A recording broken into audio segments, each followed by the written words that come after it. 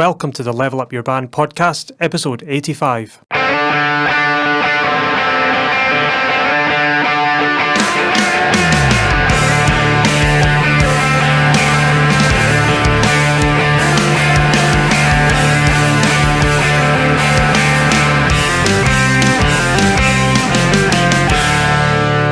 Hello, and welcome back to the Level Up Your Band podcast. My name is Gavin Patterson, and we are here with Julian Pombo.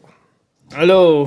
Hello. That was the first thing that I did at the start of this podcast, was do a big old stretch. It's just usual. Oh boy. It's usually a yawn and a stretch. Yeah. Is that actually every single... A lot of them, yeah. Every single... Yeah. I always start with a yawn and a stretch. Yeah. Or at the end, you can tell when you're getting tired because you just start going... It's funny. That's when I know when I need to stop and wrap things up, because you're starting to drift off. I don't do it on purpose. Yeah. I'm like, oh, Julian's drifting off. Oh, it's a good measure, because I'm like, well, if you're drifting off, chances are a lot of the audience will be as well. So it's a good sort of metric for me to just judge. I feel bad. No, it's fine. I've got a bit of a history of that, to be fair. When I was in school, I fell asleep. I used to fall asleep during a lot of classes. Right. I don't know why. I don't know if it was just because... Actually, no, I know why. It's because they were all boring. I was just getting bored. That would be it, yeah. We're just... Yeah. There's a couple of classes in. I've never fallen asleep in school, but in college I did fall asleep in a couple of classes. It was usually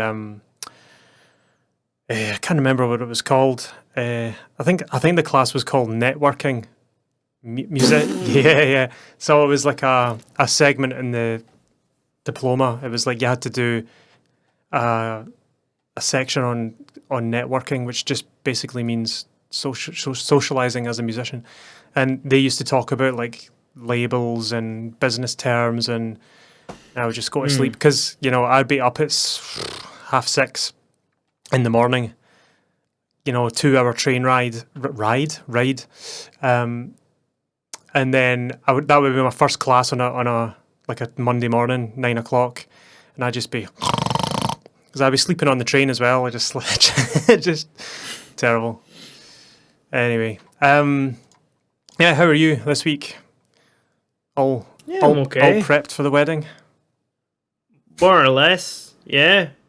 It's all good. I'm just waiting on an email from the council, so that we can go in and pick some legal stuff up and do all of that. But that's the last thing. Awesome. Yeah, but... And they can't do that until like 7 days before. Oh, okay. 7 days before the wedding at the earliest. So yeah. So this episode will be long out, but you'll be married by the time this comes out. So, yeah. I think I'll be married by the time the last episode comes out. Yeah, as well. Yeah. Yep. Mm-hmm. So this episode's idea came from just my observations over the last year or two. There's been a lot of like controversies coming up in different bands and different genres, right? Recently, and I just thought, like maybe do an episode on that, because a lot of them have been like big, huge, like events. Like they seem to be happening more socially on social media. Just because bands are younger now and everything's like social media facing based.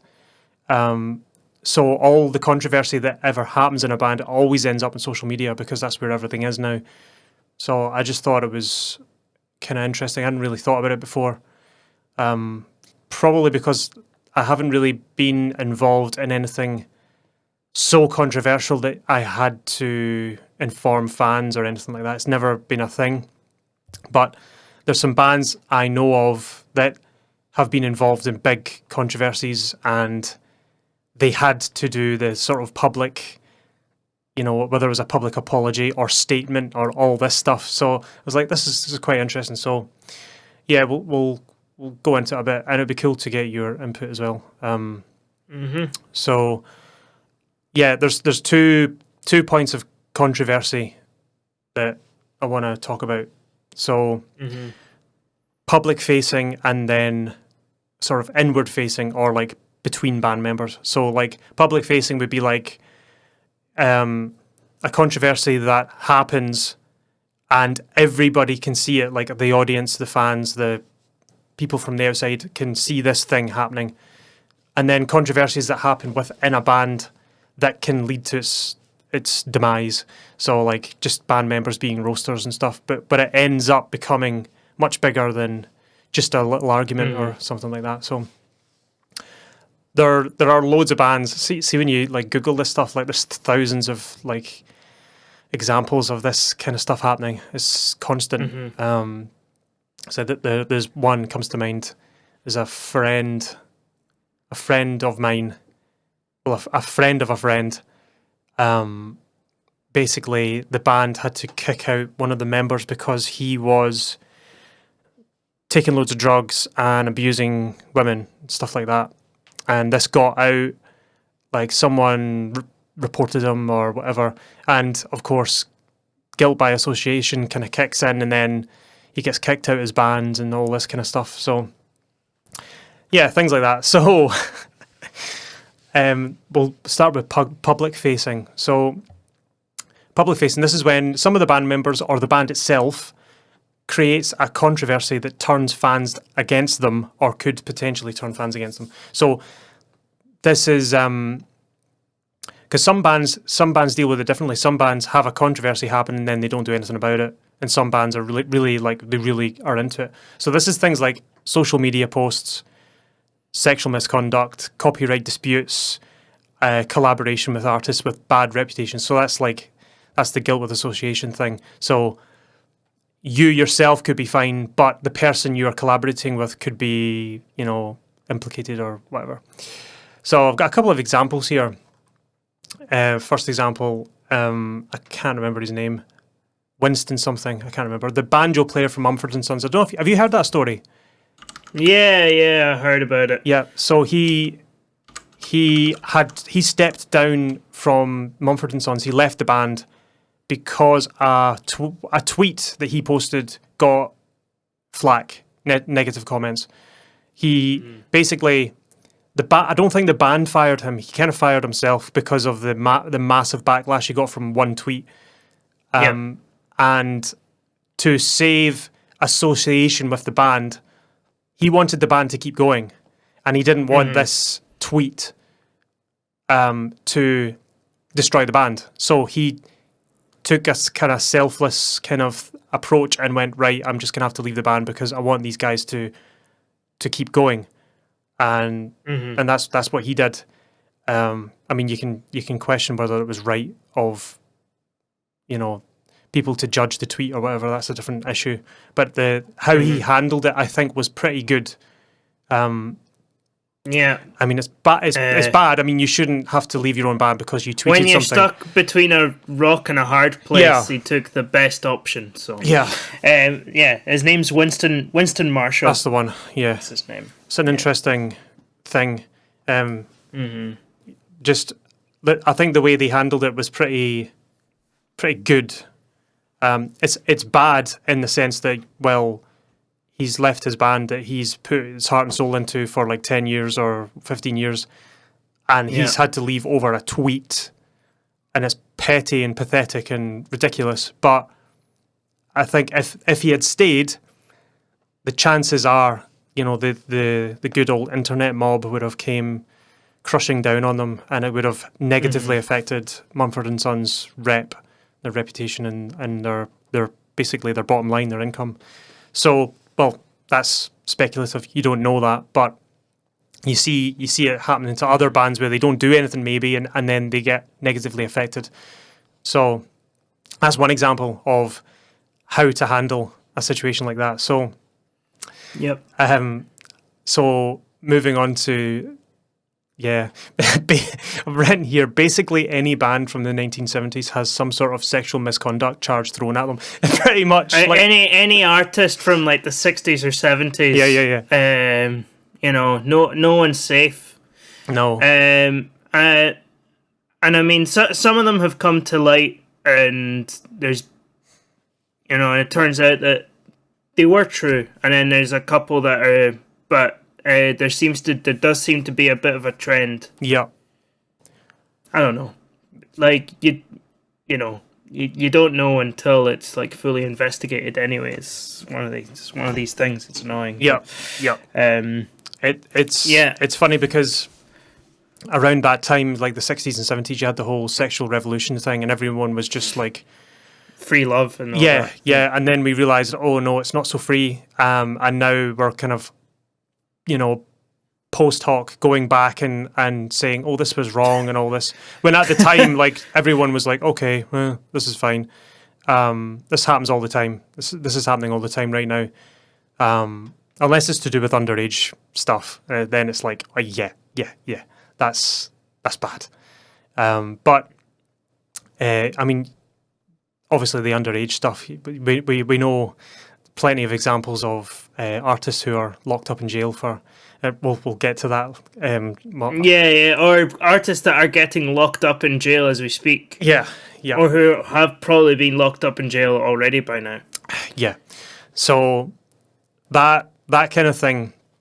If you're say you're an old band from the 1970s and you're still touring, and that comes up, like that rears its head, it's like, how do you deal with that? When maybe it's like the lead singer or someone like that, and then they end up in jail. That's it. Band's over.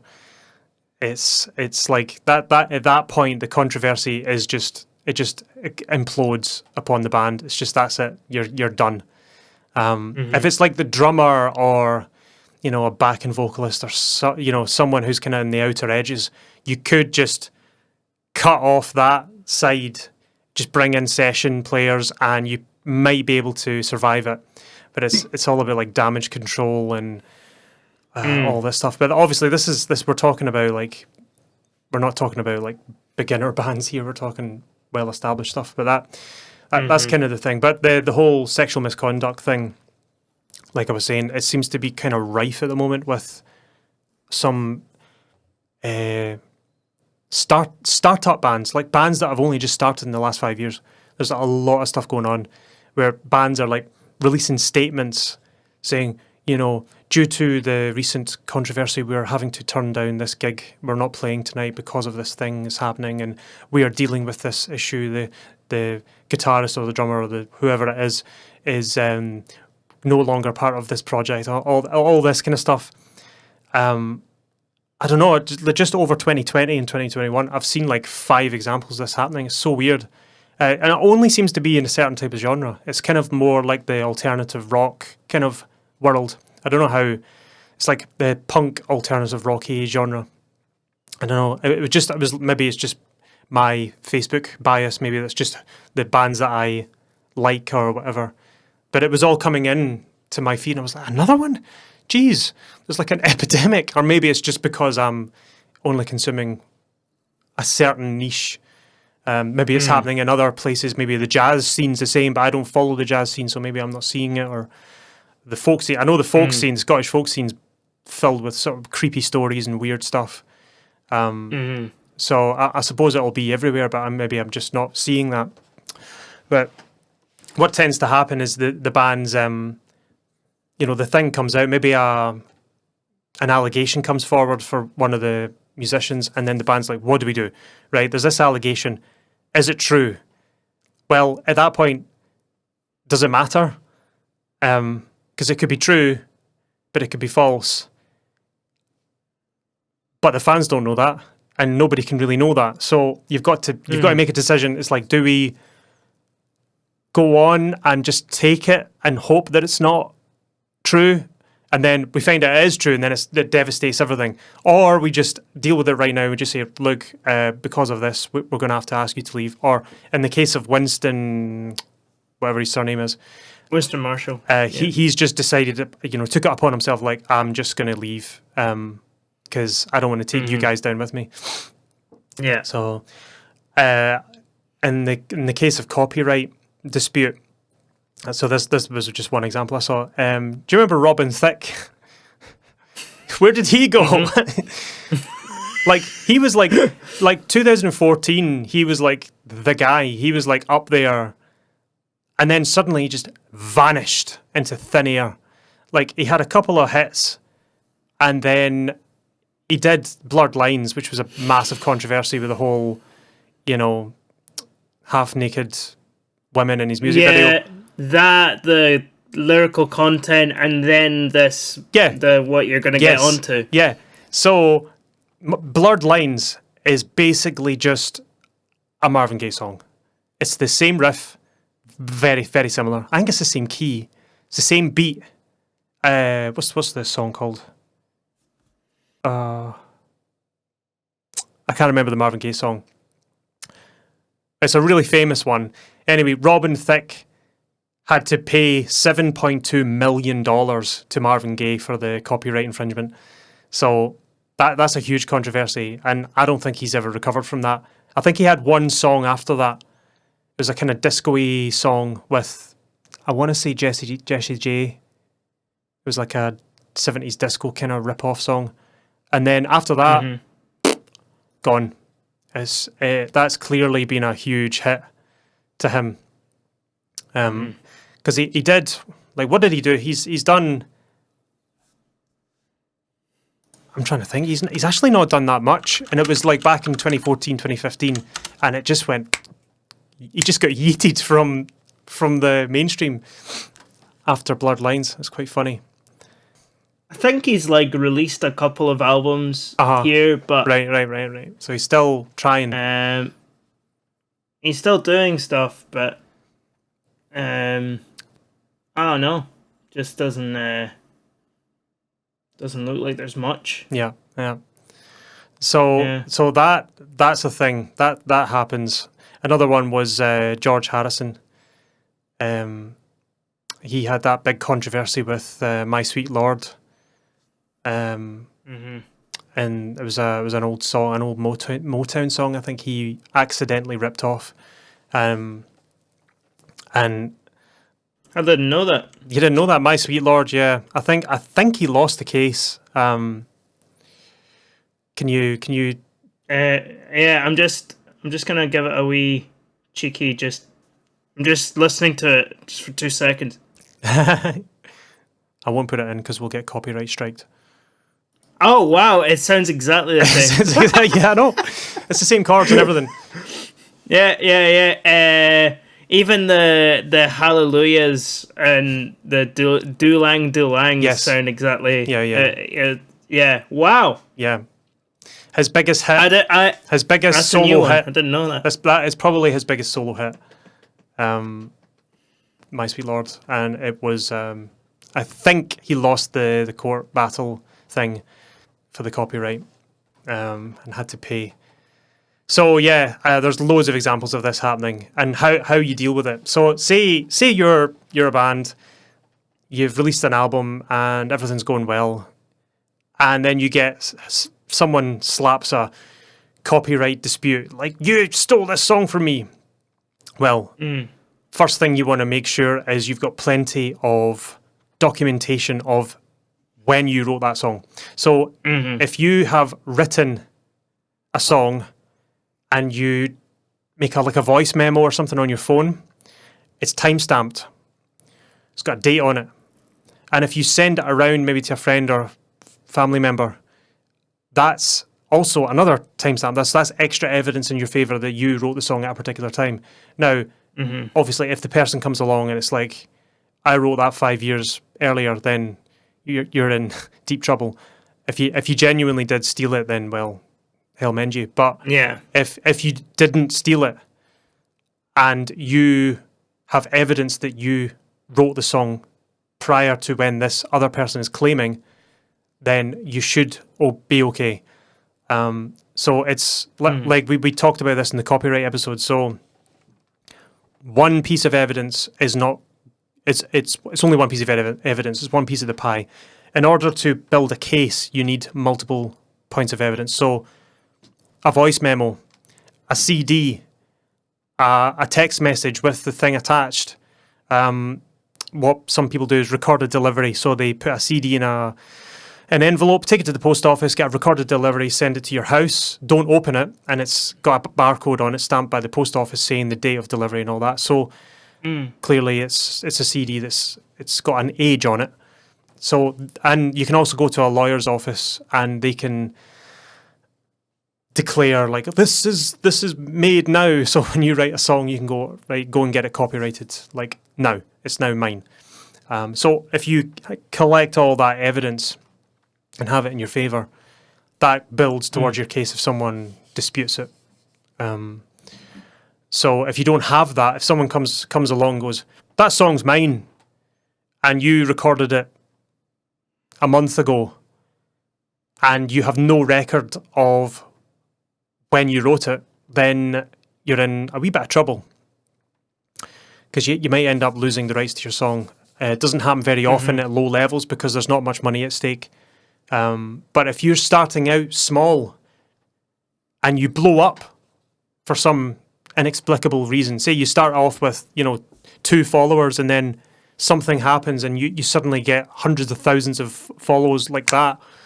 Who knows? Sometimes happens. And you didn't get yourself sorted when you had 2 followers, you're screwed. Because you've not got all that stuff in place for when you actually become big. It's like, I can't deal with this. I don't have a leg to stand on. So just a wee thing to cover yourself. Yeah, so talking about guilt by association, the Spice Girls did a cover of a Gary Glitter song in one of their movies. That didn't age well. Aged like lovely milk. So that... when the Spice Girls get back together, they don't touch that cover with a barge pole. It's like, nope, we didn't do this at all. It's like a big... It didn't exist. Didn't exist.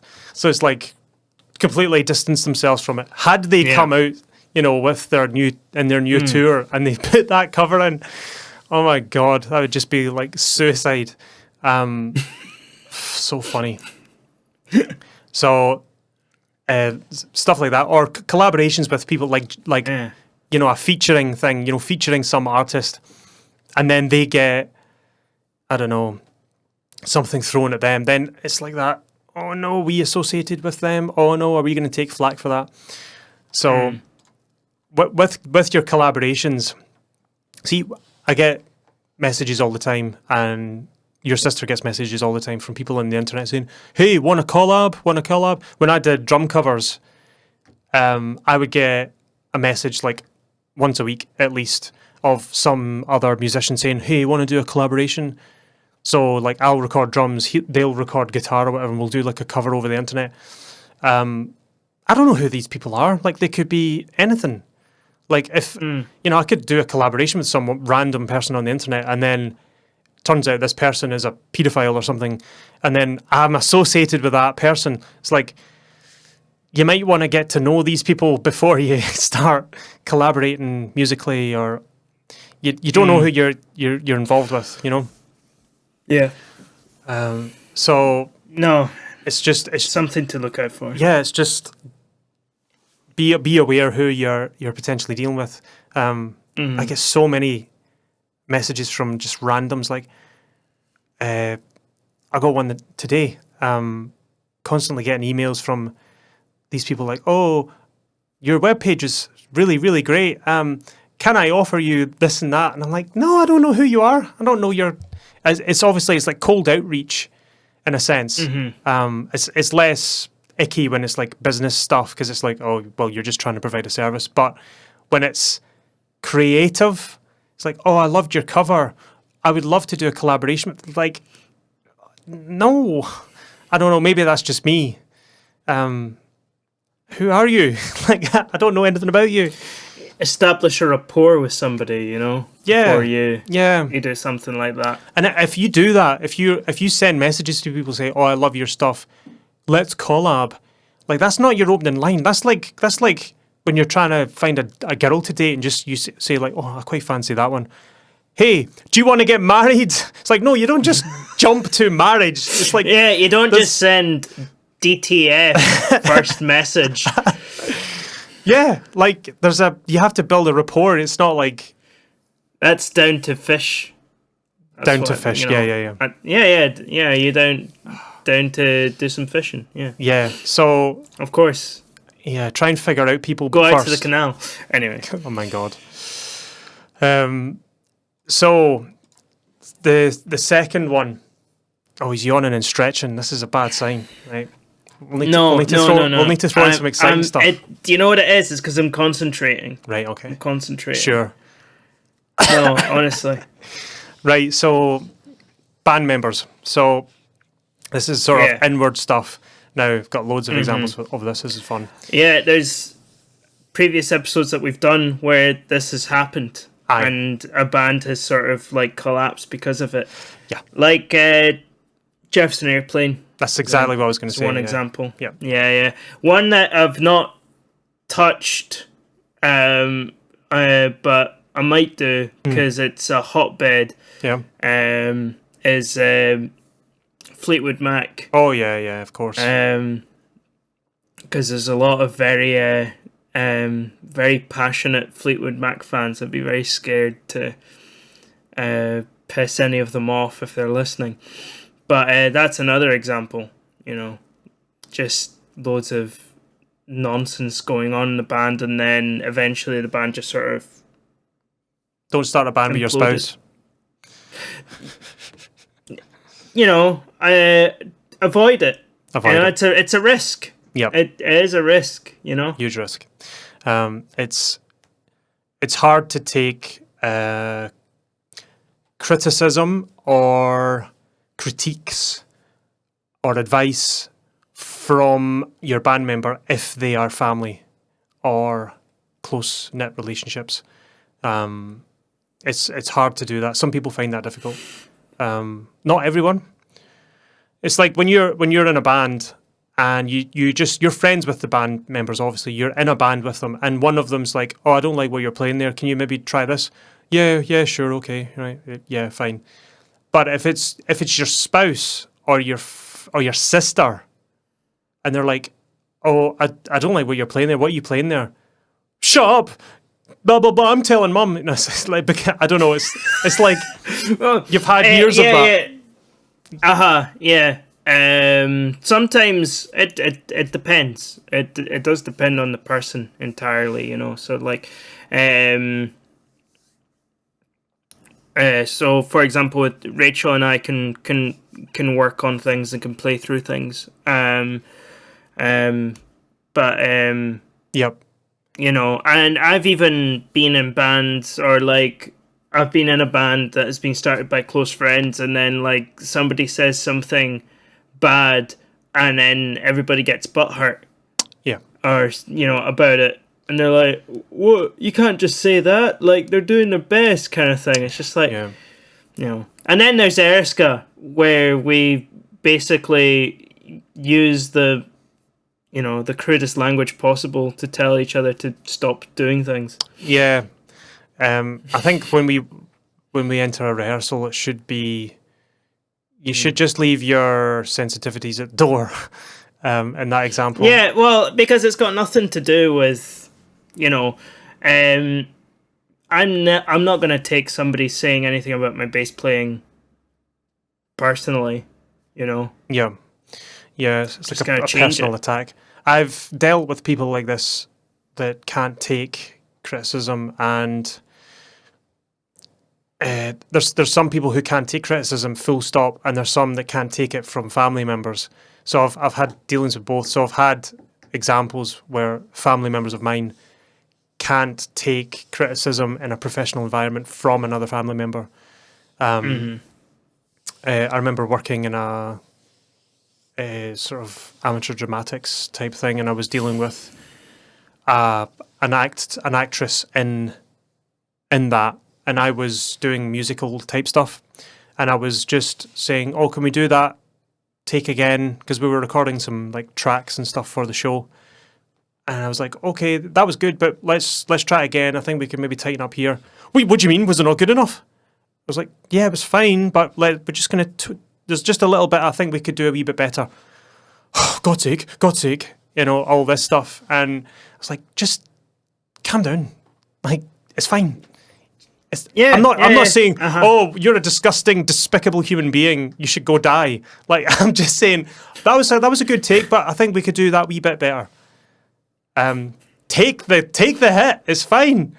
You can do it again. Mate, like that's not even bad. No, It's fine. no. So yeah, some people are different. Some people can take it fine, and some can't. If you're the type of person that's maybe you don't work well with that kind of environment where maybe you're with your spouse or your, I don't know, close friend, and if you can't handle it, then you should just get out of there. Yeah, don't. So yeah, band members. So here's some examples. The one that came to mind first was the Gallagher's, Liam and Noel Gallagher from Oasis. That's probably the biggest family feud probably ever to happen in a band. I think they fought, like physically fought on many occasions. I don't think they've actually been in the same room as each other since 2009. They are absolutely nuclear explosive, their relationship, and I can imagine what it must have been like. I think I read somewhere that they, like, after gigs would go into the green room and have massive arguments and then start like having fist fights and stuff in the green room, you know, in between shows and stuff like that. And of course their feud ultimately ended in the whole Oasis thing coming to an end, and they're going their separate ways and all this. It just becomes so toxic. And then you get fans split down the middle, like, oh, I'm the Liam fan, I'm the Noel fan. It's quite funny. And you get some that like both. Another one, an absolute probably the king of all roasters. He probably is the king of all roasters. Is Axl Rose from Guns N' Roses. He's mental. So I've put a couple of stories in here which are just hilarious. There's another one. There's another one here I just know off the top of my head. I think it was an audience of 60,000 people at a stadium, and he was something like 2.5 hours late.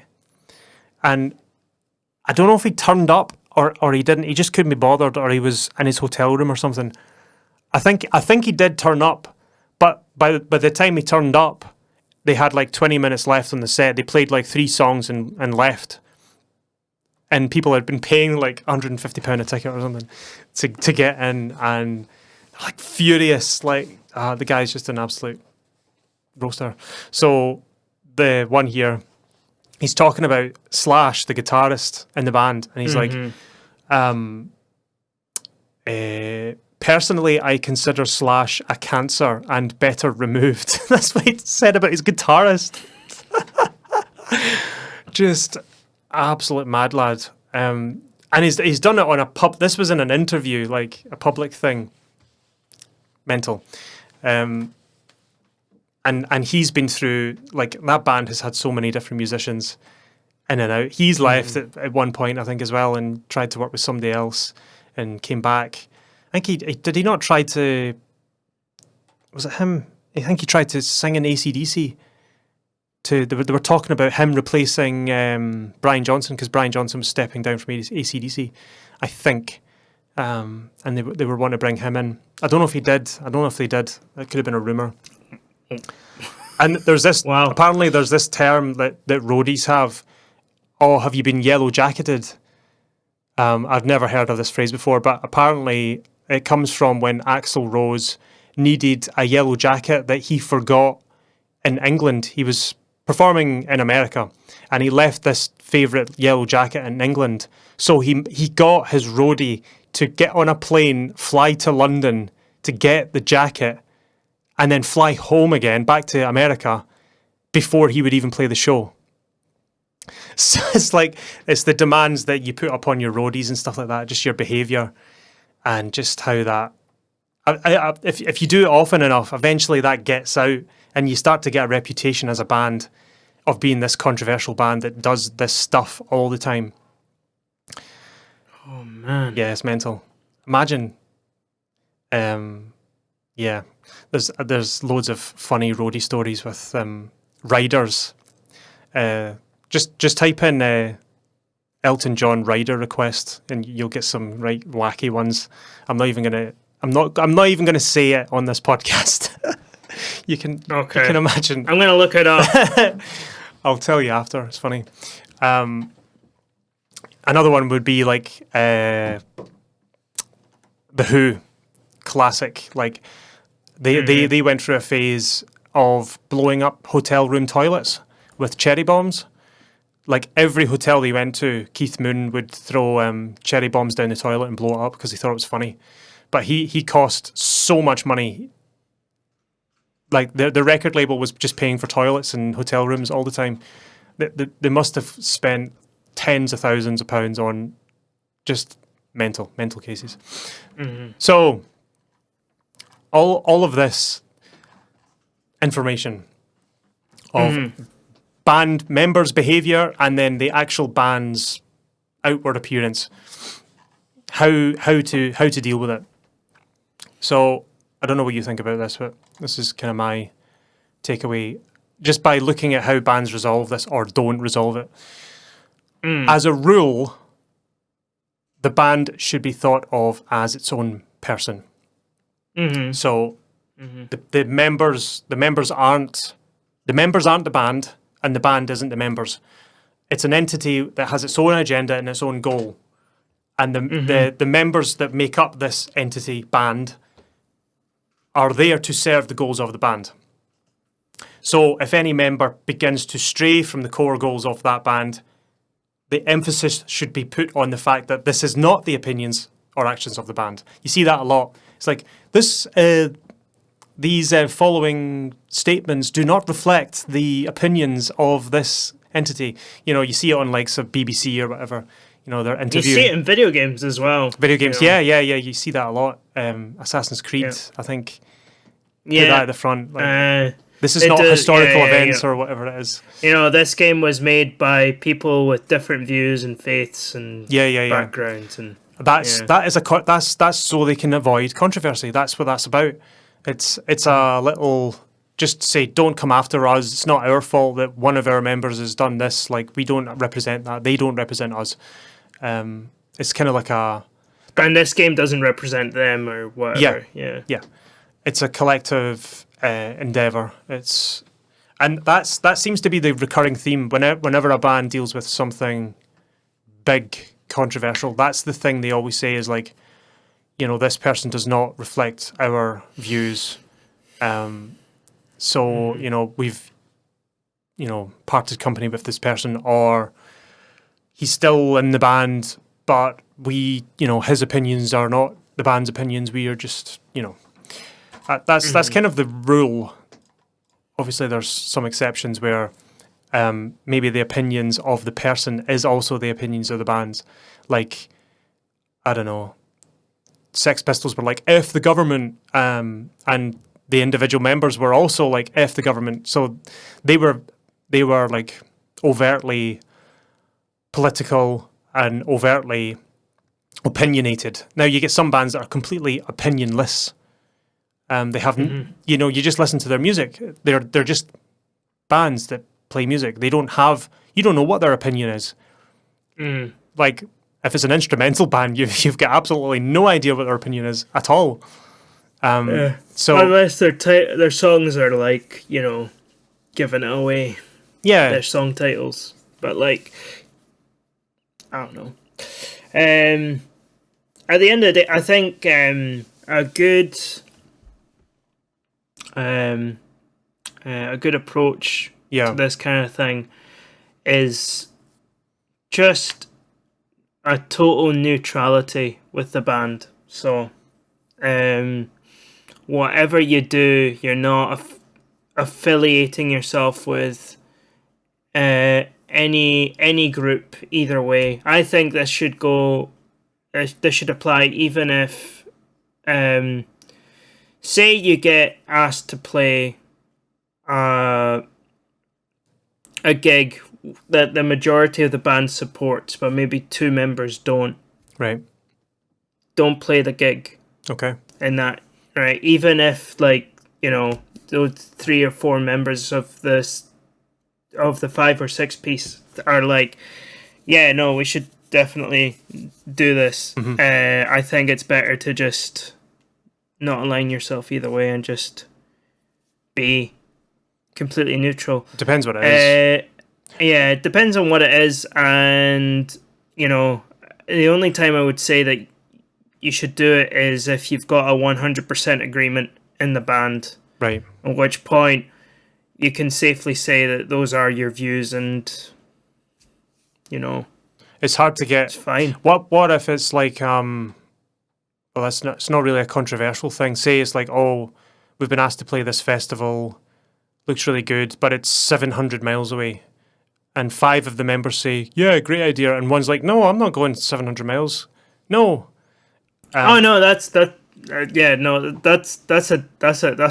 different thing. Yeah. So what do you do in that situation? It's like, well, that's not controversy. That's just that's just logistics. It's just logistics. Yeah, I'm not playing that gig. Well, dep time. No. No. I would do it. Yeah. I don't care. Yeah. Money. If it's money 700, seems to be a good way of, here, we're going to get paid this. Oh, yeah, okay. Right, we're going to get paid this, we get put up, blah, blah, blah, Yeah. You'd expect that if it was 700 miles away, Yeah.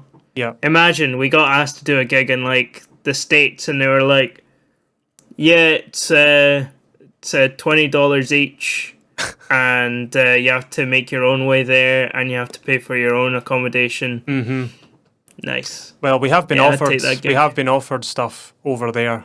I think it was Canada, and right. Yeah, we spoke to. This was years ago. We spoke to some people, and they were like, "Oh, come play our festival," and then we were like, "Can you pay us across?" And they were like, "No." Okay, we'll not bother. Like, we don't have a magic carpet. I don't know how else we're supposed to go. Like, you're going to pay us this much. That's great. That's not even going to cover a quarter of our fee to get over there. Not including, getting cases like flight cases and for travel when you're there and all this. Yeah. So hiring a car or whatever. Yeah. That's kind of a separate thing. But if it's an event that has negative connotations, I don't know. I can't think of anything. But maybe 2 of the band members are like, I fear that this will interfere with the optics of our band. This will portray us in a certain way. People will think that we have this certain opinion by going to this event. Then it becomes a controversial thing. It's like, well, if we play this, then the fans might think that we stand for this when we don't necessarily. We don't want anyone to feel like the band has a position. Then it starts to get into muddy waters. Mm-hmm. I don't know if there are. I can't think of any points that would come up. But if it did come up, it's a discussion, and I think at the forefront of that discussion it should be the band should be neutral. The band shouldn't have an opinion. So let's portray the band like that, as if it has no opinion, because we don't want to alienate people on different sides. Because it's like there's the whole the biggest sort of divide in Glasgow anyway is the Rangers Celtic thing, and you get some bands that are like exclusively like we are Celtic supporters, and that might alienate Rangers fans. I can think of one is Rod Stewart. Rod Stewart is explicitly Celtic. I mean, his drum skin doesn't even have Rod Stewart written on it. It's the Celtic emblem on the drum skin.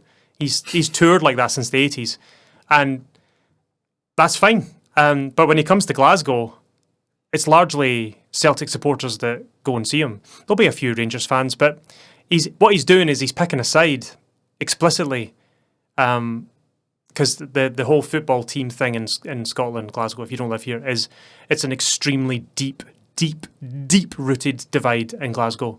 It's not like just your standard, oh, that team and this team. It's like, oh yeah, a wee bit of playful banter. No, this cuts through the heart of these people. It's extremely deep in Glasgow for whatever reason. So he's quite bold when he comes up here, and that's the side he goes for. Fair enough. But if you're doing that and you're starting out and you're not Rod Stewart, you're alienating half of the population of your town if you do something like that. If you have if there's an issue in your town, it's like it's either one or the other, then you're alienating half of the audience.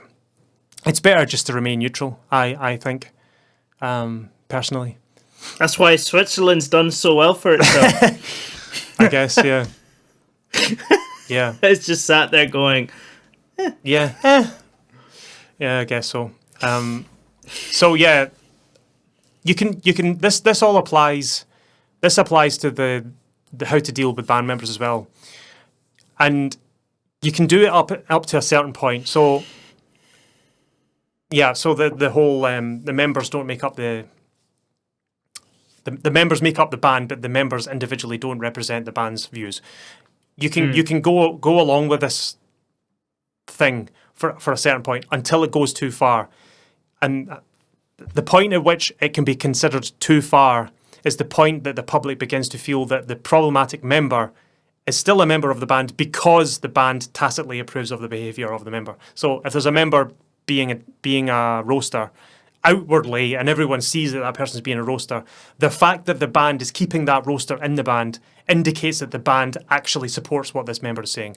So at that point, that's when Mumford & Sons were like, okay, you think this, the fact that you're still in the band makes us look like we think that too. And that gives the band an opinion, and we don't want that, so time to go. So sometimes doing nothing in certain situations can make it look like you're supporting something or not supporting something. So it's not just as simple as just sitting and remaining neutral. You have to sometimes think, how does this look if it looks like we're tacitly endorsing this? You know, by not doing anything, we're endorsing it by default. So so some people may be like, oh, he's in that band, therefore. But you don't know that. And it happens to movie stars all the time. It's like, oh, that movie star was in that controversy, you know, and he's in this movie. I'm not going to go see that movie because he's involved with it. But the movie's probably fine. It's probably a good movie. But because this person is in it, that's it. It's tarnished. It's just it's that guilt by association. So you've got to take each case as it comes. If it happens to you, if you get an allegation thrown at you, it will knock you for six if something like this happens to you, especially now, because when a thing hits social media now, that's it. It's up there and you can't really stop it. It's like a wildfire. How you deal with it is crucial.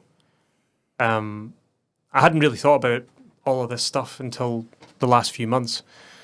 Just from seeing my social media, like all these bands just like falling like dominoes. It's bizarre.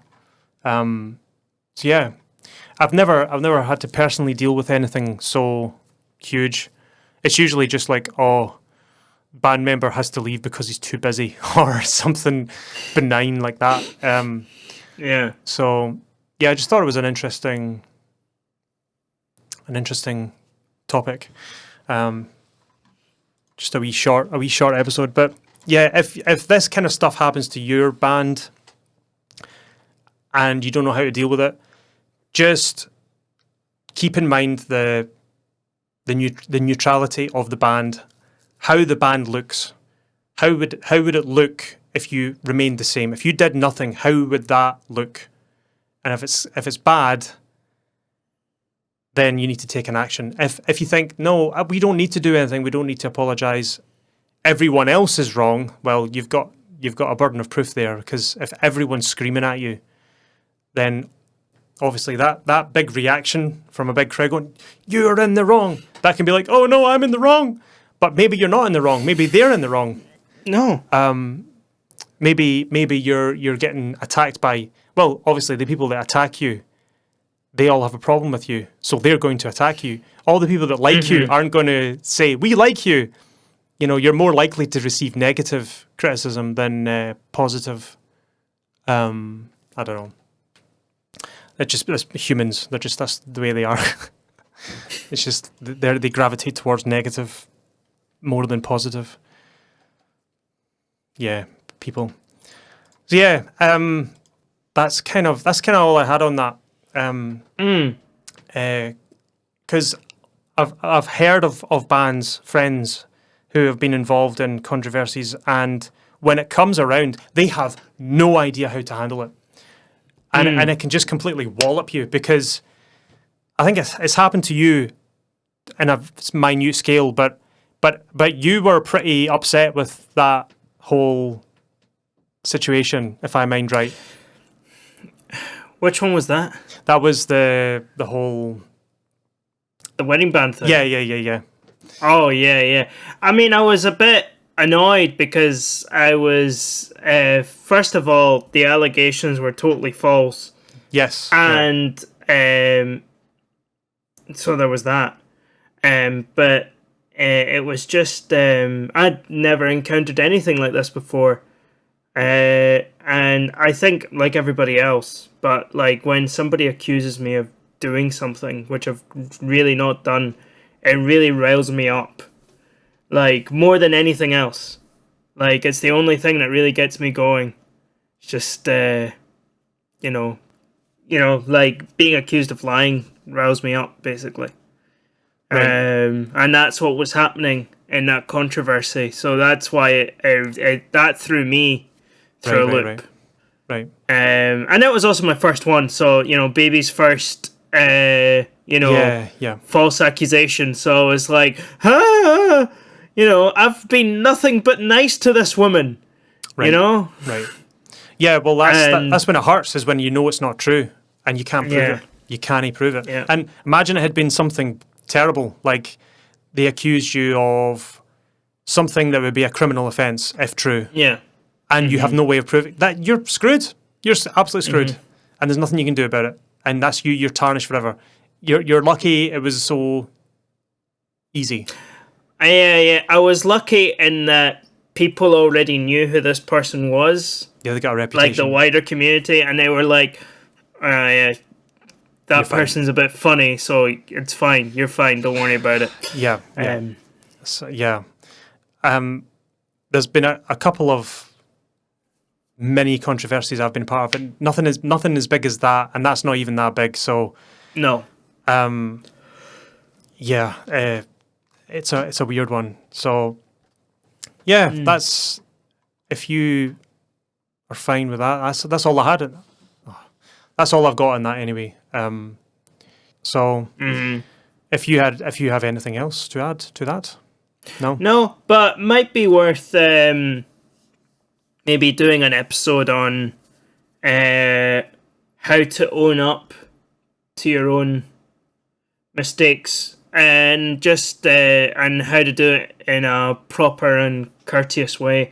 This is like one aspect of it, but I'm thinking things like, I don't know, missing a gig by accident, or like rehearsals, or I don't know, something like that. If you do mess up, what's the best way to go about it, and how to stop messing up. So it's basically how to redeem yourself once you've been a roaster.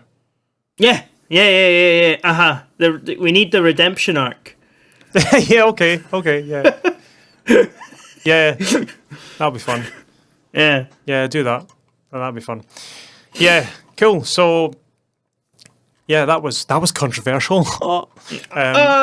So, yeah, as always, if you enjoy the podcast, please give us a wee review on Apple Podcasts and follow us on Spotify. Most of the people that listen to us on Spotify don't actually follow us, so you'll not be notified when a new episode comes out. There's an episode out every Wednesday. If you don't know that by now, well, what have you been doing? And shout out to people who have been listening since episode 1. Like, bravo. Like, what's wrong with you? No.